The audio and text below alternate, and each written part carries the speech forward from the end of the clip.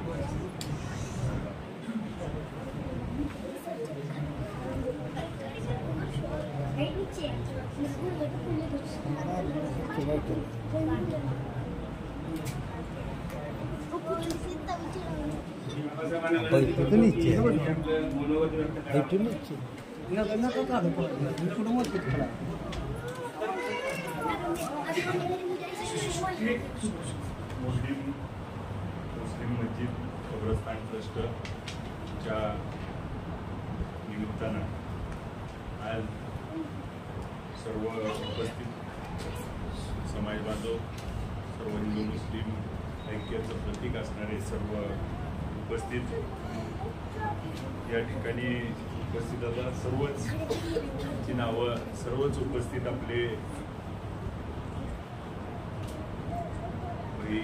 सर्व गावातले आलेले सर्व ज्येष्ठ नेते तरुण सहकारी तुमचे पत्रकार बांधव आणि समाजातील सर्व उपस्थित लहान मुलं,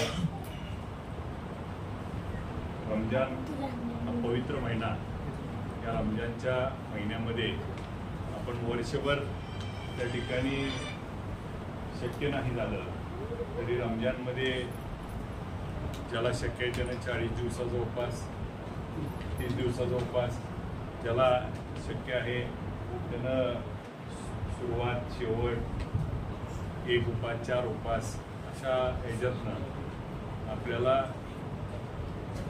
अल्लाला जन्नतचे दरवाजे उघडतील. आपल्या केलेल्या आयुष्यातल्या जे काही चुकीचं बरोबर आपल्या हातून घडलेलं असतं त्याची आपल्याला क्षमायाचना करायला, आपल्याला अल्लाच्या पुढे नतमस्तक होण्यासाठी हे रमजानचा पवित्र महिना कुराणमध्ये आपल्याला सांगितला आहे.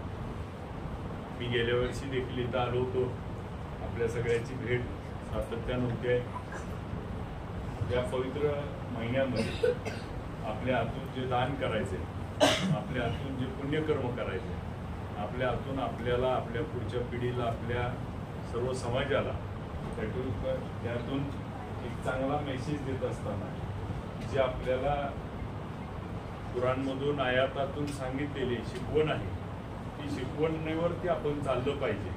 आणि मग हे काम आपण सगळेजण त्या ठिकाणी करताय आणि भविष्य काळात देखील आपल्या हातून या परिसराचे, या भागाचा, आपल्या मोडलीम असेल, माढा तालुका असेल, सोलापूर जिल्हा असेल, आपल्या सगळ्याच्या सर्वांगीण विकासामध्ये प्रत्येकाने एक भारतीय म्हणून त्या ठिकाणी आपला शेअर देणं आणि त्यातून आपण एक हिंदू मुस्लिम ऐक्याचं हे प्रतीक म्हणून आपण साजरा करतो. यामध्ये कधी हिंदू मुस्लिम आता तर बघा पाडवा आणि हे दोन्ही एका दिवशीच त्या ठिकाणी एकाला एक लागून आलेला सण आहे. मग पाडव्याचा आपण साखरेचा हार देखील मुस्लिम बांधव एकमेकाला, हिंदू बांधव एकमेकाला देतात आणि शिरकुंबा आणि आपले गुलगुले घातल्याशिवाय हिंदू धर्माची पण त्या ठिकाणी ईद होत नाही. हा जो ऐक्य आहे, दिवाळी, दसरा असेल, सण असतील, तसेच ईद देखील सण म्हणून आज आपल्या सगळ्या परिसरामध्ये आपण खातो, एकमेकाला तोंड भरवतो आणि सुखाचे एकमेकाला घास देतो. परंतु आता समाजामध्ये काही लोक तेढ निर्माण करायचा प्रयत्न करतात, काही लोक त्या ठिकाणी शांतता भंग करण्याचा प्रयत्न करतात. का करतायत, काय करतायत हे सगळ्याला आता सगळं माहीत आहे. त्यामुळं आपण त्या रस्त्यावरती कुणी न जाता आज आपल्याला जे आहे, आज आपल्या समोरची प्रगती, आपल्या पुढच्या पिढीचं शिक्षण, पुढच्या पिढीचं भवितव्य, कर्तव्य आणि मग समाजामध्ये आपल्याला चांगलीपणा द्यायचं जे काम आहे ते आपण खऱ्या अर्थानं करायचं काम आहे. आणि या आपल्याला कुराणमधनं देखील ज्या आयात आहेत त्यातून आपल्याला हेच शिकवण दिली जाते आणि त्याच्यावर जर आपण चालत राहिलो तर हे सगळं त्या ईश्वराचं, अल्लाचं आहे. आपण फक्त कर्म करायला इथं आलोय आणि ते कर्म मात्र योग्य केलं पाहिजे, हीच भावना घेऊन आपण सगळ्यांनी केलं पाहिजे. आणि हे सगळं आपण सगळेजण मिळून कराल आणि करत राहाय. आपल्या सगळ्याचा एकोपा या देशासाठी खूप महत्वाचा आहे आणि आपल्यामध्ये होत असणाऱ्या टीका टिप्पणी, सोशल मीडिया, नको त्या गोष्टी आपण सगळ्यांनी मिळून त्या शांततेत पार पाडल्या पाहिजे. कारण नसताना समाजामध्ये विस्कटवाट तयार होईल असं कुणीही त्या ठिकाणी, काही लोक आपण करावं म्हणून करतायत, परंतु आपण सगळ्यांनी सावधगिरी बाळगून त्या ठिकाणी भविष्याचा वेध घेऊन आपल्या पुढच्या पिढीचा जे आपल्याला कुराणी दिलेली शिकवण आहे ती शिकवणीवरती आपण सगळ्यांनी चालत राहिलं पाहिजे. भगवद्गीतेत पण तेच सांगितलंय की यदा यदा धर्मस्य, आपल्याला इथं कर्म करायसाठी पाठवलंय आणि तो सर्व जी काय आहे तो ईश्वराचाच अंश आपण आहे. तसं कुराणमध्ये पण तेच सांगितलंय आपण सगळे अल्लाचेच अंश आहोत आणि दोन्हीचा अर्थ एकच आहे. फक्त आपण एकत्रित त्या भविष्याचा वेध घेऊया. मी बऱ्याच वेळा मला योग आला, आता थोडं इलेक्शनमुळं राजे मला जमलं नाही. आबा माझ्या एका मित्राने मला कुराण दिली, मी वाचली, म्हणजे मला आवड आहे. मग ते मोहम्मद पैगंबर असतील, जिब्राईल लिहिली, बरोबर ना, जेवढं शक्य आहे तेवढं. फक्त आता कामामुळं परत रिपीट होईना, परंतु वाचून त्याच्यातल्या माझा एक मित्र आहे, तुम्हाला रोज एक आयत पाठवतो. आज पण तो तामिळनाडूचा आहे, डॉक्टर आहे, तुम्हाला रोज पाठवतो. आम्ही व्हॉट्सअपवर येते. कधी कधी आपल्याला काय प्रसंग अडचणी वाटल्या, टेन्शन आलं की ती वाचली, ऐकली की मनानं मार्ग निघतो. असा त्यातून खूप ते कितीतरी वर्षापूर्वी, कितीतरी हजारो वर्षापूर्वी लिहिलेलं आहे, पण आज मात्र आपल्या आयुष्यात ते त्या ठिकाणी लागू पडतं. म्हणजे किती खूप मोठा विचार त्या काळात झालेला आहे. आणि आपण या सगळ्यावरती चालत राहूया. आपली जी मागणी आहे सभामंडपाची, ते येणाऱ्या एप्रिल महिन्यामध्ये आता आमदार फंड येईल, त्यात पहिल्या ह्याच्यात तुम्हाला आम्ही आमदार फंडाची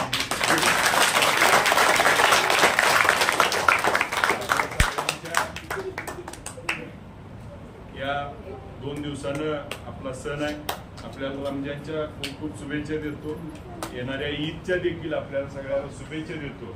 मला इथं मान सन्मान केला, आपल्यामध्ये सामील करून एक संधी दिली, त्याबद्दल सर्वांचे आभार मानतो.